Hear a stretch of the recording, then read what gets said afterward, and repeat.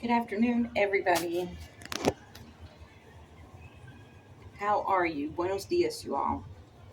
It's about 12 in the afternoon, Saturday, and I'm having me another cup of coffee because I just woke up from a nap. I woke up at 6:30 this morning, which is kind of late. That's sleeping in for us, most people here in Colombia, because we wake up earlier. And there's reasons for that that I can explain later. But I wanted to talk about I've been here a little over 3 months now, and what do I think about Colombia after 3 months? Um, Personally, I love it. Um, the location that I'm at right now, Valle du Par, is 3 hours drive from the Caribbean coast, from the ocean, and it's rather warm here. So that's one thing I'm not crazy about this part of Colombia is how hot it gets. We're literally in a cooler season, so it's only 92 today, 92 Fahrenheit. We're in the rainy season, which really what that means in Colombia, in most parts of Colombia, is that it rains in the afternoon. And when I say rain, like torrential downpour, raining sideways type stuff. And so in Colombia, it sits on the equator. Um, so, literally in the center of the world, you have to kind of look it up, Google what's it mean to be on the equator. It means technically that you don't have any seasons and the sun is directly over you all the time. The sun is very intense here. I have to keep sunblock on my face, my neck, my chest, and my arms most of the time, unless I want to burn, especially as pale as my skin is compared to Colombians.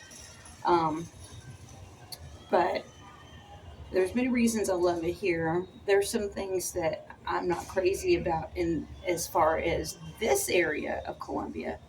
Colombia is extremely, extremely, extremely diverse. Um, we have three major mountain ranges that run through the country. On the coast here, we have the Magdalena.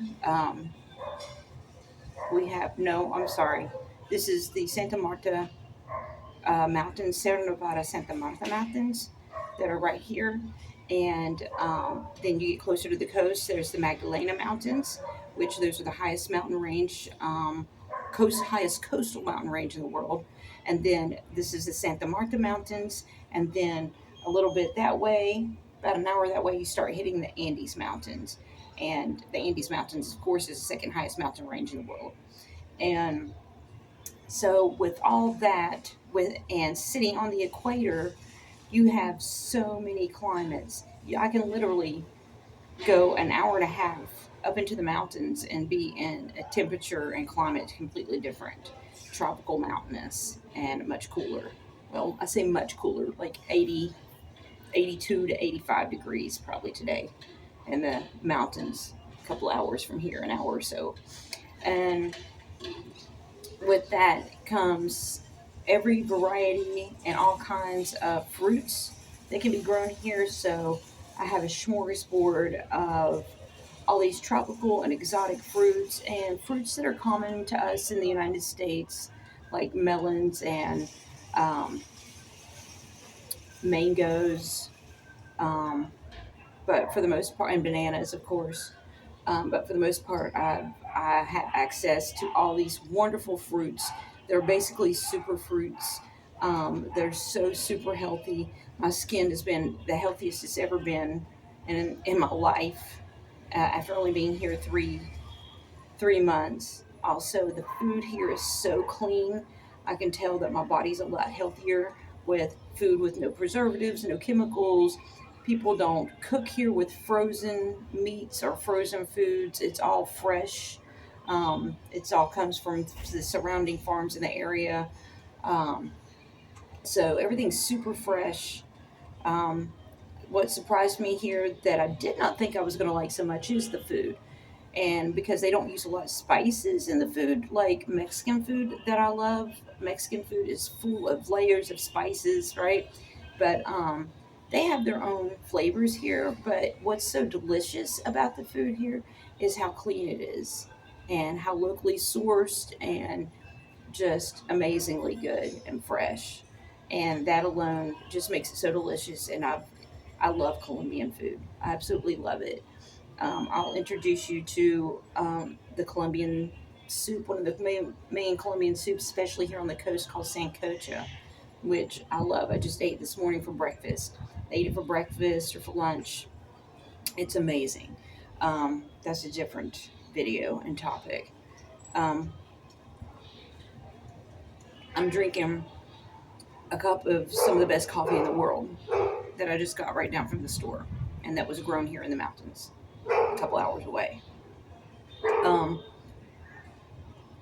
the main thing I want to do is I want to encourage anybody who's thinking about moving to another country, who's thinking about just visiting another country, and you're afraid to get out of your comfort zone. You have all these what ifs and I can'ts in my head. Don't listen to that. Follow your dreams, discover new places, discover new people. You know, the country or countries you're interested in, do research on them and buy that plane ticket. Save that little bit of money, sell those clothes, sell your car, right? I'm telling you, it's the best decision I've ever made in my life. I don't think I will ever regret this. I'm so grateful that I've done this. I'm so grateful for God watching over me through this whole process and leading me to this process. For me personally, it was a lot easier for me because I got a job here, and my job helped me with my visa process and provided me an apartment to live in. Um, I can give you guys a bona fide apartment tour later. It's a 3 bedroom on the ninth floor in an apartment complex. We call these conjuntos. They're gated in houses and apartments. And, but, you know, life is always going to be a struggle. Life is always going to throw you curveballs, as we say. Life is always going to give you surprises that you do and that you don't want. And I say that to say, if that's the case, then at least be somewhere that you want to be. Be somewhere and be in a position or in a place or be doing something that helps you grow as a person, that challenges you so you feel alive, so you are progressing in your own eyes. Don't measure your progression or don't measure your worth um, to somebody else's progression in their worth. Everybody has their own life. Everybody is given their own life, and everybody has their own abilities, their own skills, their and so do what helps you progress in your life. Do what challenges you. For me, one of the sorry for the noise. Columbia is noisy. Babies crying in the apartments across the way. Trucks beeping. Sorry. Um, what was I saying? So, you know, for me, it was one of my main goals that I want in life for myself, professionally and personally, is to be fluent in Spanish. Right, so I had reached my maximum ability to be as fluent as I could back in the United States. I want to be native fluent. Which is another level. There's many levels of fluency, many levels of advanced language fluency, and I want to be native fluent in Colombian Spanish, preferably. Um, the part of Colombia I live in, Valle de Par, they speak Espanol Vallenato, Spanish, Vallenato Spanish. The culture here in Valle de Par is called Vallenato. Um, Actually, Vallenato music, the music of Colombia, comes from here, Valle de Par. But the dialect here is very difficult. Their pronunciation is very different from the Spanish that I've learned in the United States and in Spain. Um, what else? Their word choice. They speak in a lot of idioms, like we do, especially in the South. of the United States. So that's been a challenge. You know, it's it's funny at times because when I figure out some of the things they're saying, I'm like, wow, that's the craziest way to say something I've ever heard in my life. And there's other days where I'm pulling my hair out because I'm like, what the heck's going on? Right? So it's fun, it's frustrating. It's a journey. Life's a journey, and I'm starting to understand a little bit better. There's days where I think I thought I knew Spanish, but especially when I hear Colombians speak from other parts of Colombia, or when I'm in other parts of Colombia and I hear Spanish, or I hear Spanish speakers from other Spanish speaking countries, I'm like, okay, I do know Spanish. It's just the dialect here where I live. It's the big challenge, which I love. I love that challenge. I've got me a notebook full of Espanol Vallenato phrases and colloquialisms and things of that sort. So, um, but my quality of life has definitely improved with the foods that I'm eating, the fruits. Um, cost of living cost of living is much much more affordable.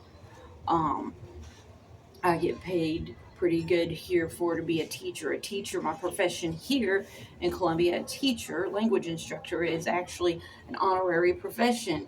I'm actually respected. Unlike in the United States, you tell somebody you're a teacher and they're like, ha, you ain't shit, basically. Pardon my French, but it's the truth. um, Back in the United States, there's all that political strife and division that's caused by the news and commentators and YouTubers and people that keep it going for their own benefit, their own financial benefit, basically. Um, and that's not here. Of course, if I want to see U.S. news, I've got my cell phone. I look at it whenever I want. But we have real political stuff going on here. Politicians killing each other, you know. And there's other, like, you know, just that whole environment of people like, are you Democrat or are you Republican? God. I'm out of that here. We're all human here. One thing I do love about Colombia is the diversity of peoples. This past Monday was Day of Ethnicities. It was an actual uh, holiday for the country. Everybody was off work. It's like what we call a red letter holiday. Banks were closed. People didn't go to work. Schools were closed. Day of Ethnicities. It celebrated all the different ethnicities here in Colombia. There's 66 no 66 recognized indigenous languages spoken throughout Colombia. Um, like I said, there's so many different climates in Colombia. There's desert. There's in the south, you've got the Amazon literal jungle.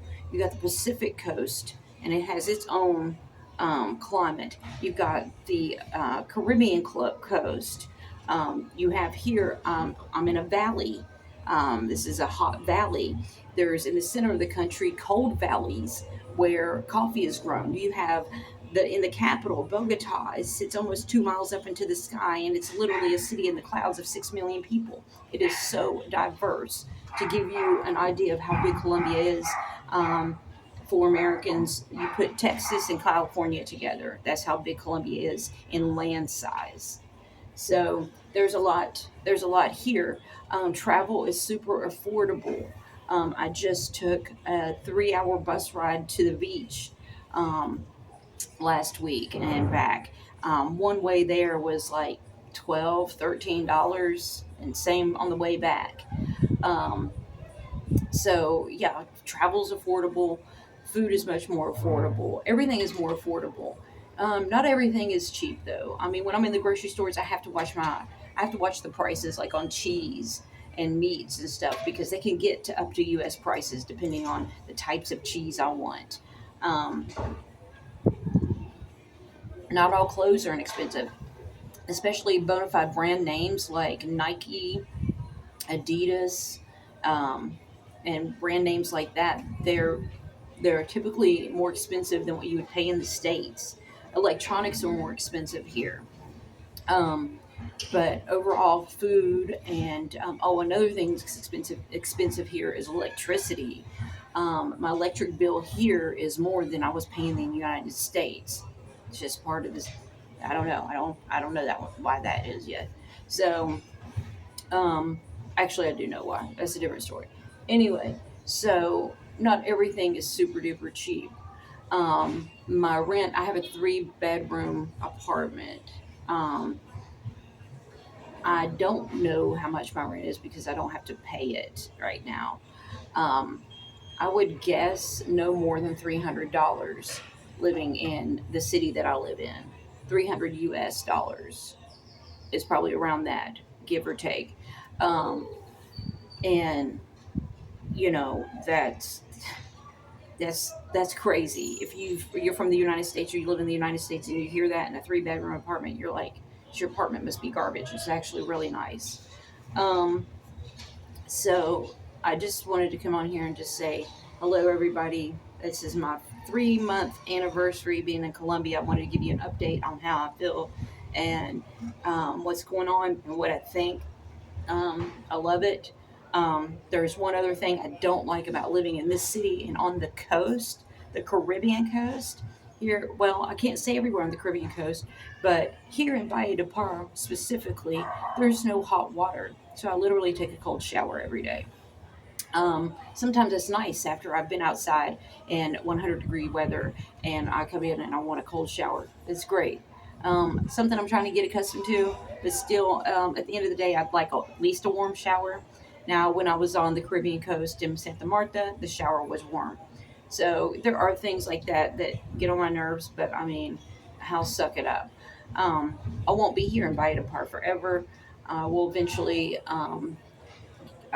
move to other parts of Colombia later.